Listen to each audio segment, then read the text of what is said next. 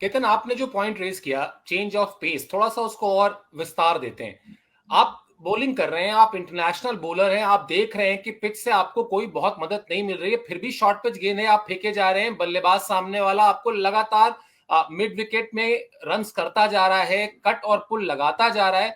कोई प्लान भी था ही नहीं, क्या आपको ऐसा लगा कल? और खासतौर पर शाहीन शाह अफरीदी की गेंदबाजी, क्योंकि देखिए वर्ल्ड क्रिकेट में इस वक्त जैसे हम कहते हैं ना कि एक तरफ रोहित शर्मा है और बाकी तरफ दूसरे बल्लेबाज हैं, या एक तरफ विराट कोहली है दूसरी तरफ बाकी बल्लेबाज हैं, या आक्रामकता की बात होती है तो एक तरफ सूर्य कुमार यादव है दूसरी तरफ बाकी सारे बल्लेबाज हैं।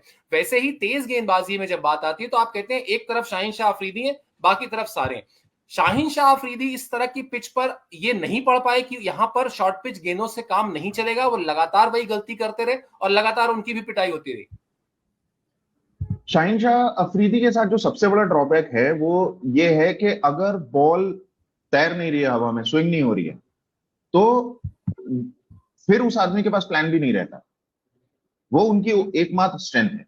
और इसी वजह से उन्होंने उसके बाद जब वो नहीं हो रहा था, उसके बाद फिर उन्होंने गेंद को खींचना शुरू किया, उसकी लेंथ छोटी करनी शुरू करी। ये सोचा कि शायद इतनी पेस से बॉल डालेंगे कि वहां पर मिस होगा, या फिर टॉपेज लग के बॉल खड़ी होगी, या फिर शायद कीपर के पास जाए। पर वो काम नहीं किया। एक तो जो ये भाई साहब हैं मेंडेस, ये पता नहीं आजकल क्या खा रहे हैं। इन्होंने ये साउथ अफ्रीका के अगेंस्ट भी ये किया, कल भी इन्होंने तगड़ा मारा, और ये आउट हुए अपनी थकान के कारण। इन्हें गर्मी ने आउट किया है, इन्हें किसी बॉलर ने आउट नहीं किया, अपनी विकेट देके गए थे। ये और मारते, और इनके पास पूरा वो था कि 150 पौने 200 रन मार देते अगर इनके पास एनर्जी बची होती। तो शाहीन अफरीदी के पास फिर से वही बात है, अगर स्विंग नहीं हो रही है तो वो हेल्पलेस नजर आते हैं, और ऐसा कई बार देखा गया। और यहाँ की जो पिच है वो ऐसी है कि अगर मतलब सावधानी हटी, दुर्घटना घटी वाला मामला तुरंत के तुरंत हो जाएगा।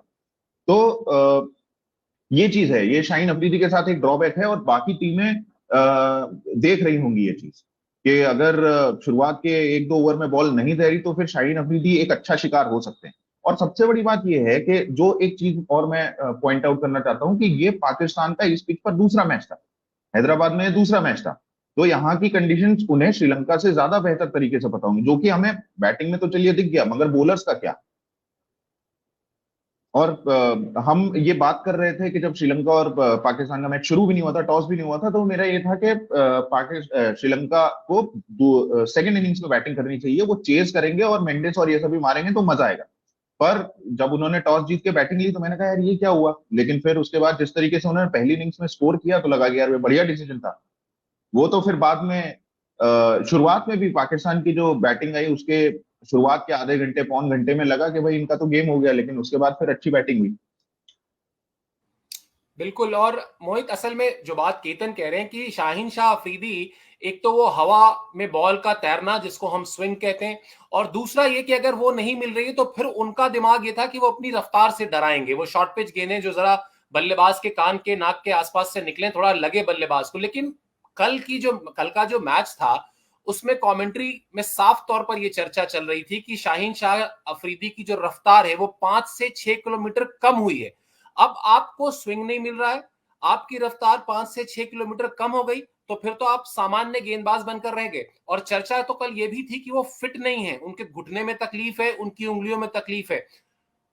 क्या ये सारी चीजें आप मतलब होता है ना कि छोटी छोटी समस्याओं को जब आप जोड़ देते हैं तब असल में पूरी कहानी समझ में आती है। पहली समस्या स्विंग ना मिलना, दूसरी समस्या रफ्तार का 5 से 6 किलोमीटर कम हो जाना, और तीसरी समस्या फिटनेस में 19-20 का फर्क। ये शाहीन शाह अफरीदी पाकिस्तान के लिए क्या बहुत आगे तक आप देख रहे हैं इस वर्ल्ड कप में, या आपको लगता है कि इस परफॉर्मेंस के दम पर ना टीम आगे जाती दिख रही है ना शाहीन शाह अफरीदी? बिल्कुल, अगर फिटनेस जैसी चीजें हैं तो लगातार 9 मैच खेलना शाहीन के लिए बहुत मुश्किल हो सकता है। और शाहीन शाह अफरीदी आपके लिए हमेशा, आप किसी भी एक्सपर्ट से बात करें तो हमेशा वो ये था कि वर्ल्ड कप में टॉप 5 टॉप 3 में वो इंसान था। और अगर वो उनके साथ ही ये चीजें होंगी तो पाकिस्तान के लिए बहुत बड़ी मुश्किलें हैं। और शाहीन के पास बिल्कुल सही बात है कि उनके पास वो प्लान भी नहीं था। अगर मेरी बॉल स्विंग नहीं हुई तो मैं उसको पेस में जो बदलाव करना था मैं वो नहीं कर पा रहा हूँ, या कप्तान भी आपको वो इनपुट नहीं दे पा रहा है। आप कई बार चीजें बाहर जब मैदान के बाहर से आते हैं तो अपना प्लान एक बनाकर चलते हैं, लेकिन कई बार आपको वो प्लान तुरंत बदलना पड़ता है, वो पिच के अकॉर्डिंग और सामने वाली टीम के अकॉर्डिंग। उस वक्त वो पिच कैसे खेल रही है, उस वक्त सामने वाला बल्लेबाज कैसे खेल रहा है, वहां पर टीम मैनेजमेंट जो बाहर ड्रेसिंग रूम में बैठा है, कप्तान, विकेट कीपर, ऐसे लोगों का भी रोल बढ़ जाता है। अगर वो भी इनपुट अपने गेंदबाज को नहीं दे पा रहे हैं तो ये पूरे मैनेजमेंट की भी गलती हो सकती है। सिर्फ बॉलर पर सवाल उठना बहुत जायज है, लेकिन इसके साथ साथ हम सभी को ये भी देखना चाहिए कि मैनेजमेंट को भी ये इनपुट देने चाहिए। और शाहिन शाह अफरीदी, उम्मीद थी कि वो शायद मिचेल स्टार्क का रिकॉर्ड तोड़ दें, शायद पाकिस्तान के लिए सबसे बेनिफिट हो, लेकिन ऐसा परफॉर्मेंस उनको लगातार 9 मैच में सर्वाइव नहीं कर पाएगा और शायद पाकिस्तान को भी कुछ चीजें सोचनी होगी। अब अगला मैच तो इंडिया से है, देखना होगा, क्या पता उनका वो जोश वापस आ जाए। इंडिया जब सामने रोहित शर्मा और विराट कोहली दिखेंगे, वो तो उनके फेवरेट विकेट्स हैं ही, तो क्या पता शाहिन का वो जोश वापस आ जाए और हमें 14 तारीख को कुछ अच्छे शाहिन अफरीदी देखने को मिले। केतन, अच्छे शाहिन शाह अफरीदी देखने को चलिए मिल भी जाएंगे, लेकिन फॉलो थ्रू में कैच तो शाहिन शाह अफरीदी ही पकड़ेंगे ना, या उसके लिए कोई और आएगा? मतलब ठीक है, आप ये कह सकते हैं कि तेज गेंदबाज के लिए फॉलो थ्रू में कैच पकड़ना मुश्किल होता है, लेकिन जो कैच शाहिन शाह अफरीदी ने छोड़ा वो तो बहुत बुरा ड्रॉप था। आप अगर एक इंटरनेशनल मैच में आप उस तरह के कैच नहीं ले पा रहे हैं तो फिर आप इमाम को भी दोष मत दीजिए, जिन्होंने पॉइंट पर एक बिल्कुल हाथ का कैच छोड़ दिया। फिर आप कहिए यार, एक तूने छोड़ा एक मैंने छोड़ा, चल बात बराबर हो गई। इतनी खराब फील्डिंग, आप अपनी गेंद पर अगर कैच नहीं पकड़ रहे हैं तो फिर आप करेंगे क्या?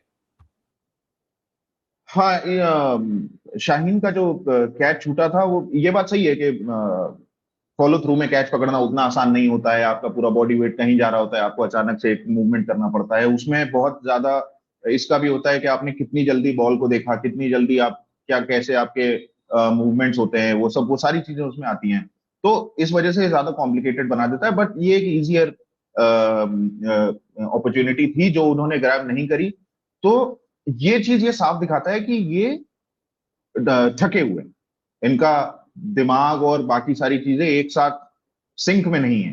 तो वो जो थकान है वो दिखाई दे रही है, वो टीम में भी दिखाई दे रही है। और शायद मतलब जिस तरीके की बातें आई थी कि भाई पाकिस्तान के कप्तान अचानक से छोड़ के चले आए और ब्ला ब्ला ब्ला, जो कुछ भी हुआ, उन सारी चीजों का भी असर यहाँ पर पता नहीं, मतलब वो कितनी रिपोर्ट सच थी कितनी झूठ थी। लेकिन जो एक यूनिट होती है, जैसे कि एक प्रॉपर यूनिट जिसमें सारे के सारे कल पुर्जे एक साथ काम कर रहे होते हैं, तभी घड़ी की जो सुई होती है वो एकदम सही वक्त बता रही होती है। तो पाकिस्तान का शायद इसीलिए जो वक्त है वो सही नहीं दिख रहा था फील्ड पे।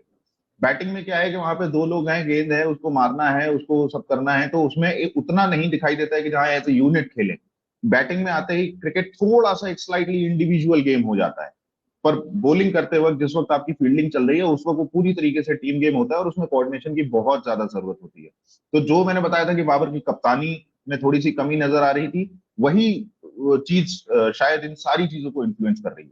क्योंकि कई बार होता है ऐसे विकेट के पीछे से ऐसे आवाजें आती रहती है, पॉइंट में खड़ा फील्डर आपको कुछ बोलता रहता है, आपका थोड़ा जोश ऊपर होता है। विराट कोहली इसीलिए लोगों को बार बार ऊपर ऐसे हाथ हिला के ऐसे बोलते हैं कि थोड़ा शोर बचाओ, बिकॉज वो पंप अप करता है, आपके एड्रेनलिन को बढ़ाता है। तो ये चीज, हालांकि हैदराबाद की जो क्राउड है उसने बहुत अच्छा सपोर्ट किया। जब रिजवान क्रैम्प से स्ट्रगल कर रहे थे तो उन्हें खूब सारी दाद मिल रही थी उधर से, जब वो खड़े हुए दोबारा अपने थाइस को वो मार रहे थे अपने ग्लव से। उसके बाद उन्होंने सेंचुरी करी, तो क्राउड भी अच्छा था और अच्छा सपोर्ट मिल रहा था। और ये बहुत ही बढ़िया चीज है, वर्ल्ड कप जैसे टूर्नामेंट में इंडिया में हो रहा है, वहां पे पाकिस्तान को ऐसा सपोर्ट मिल रहा है। पर हाँ, एज ए यूनिट थोड़ी सी गड़बड़ नजर आ रही है।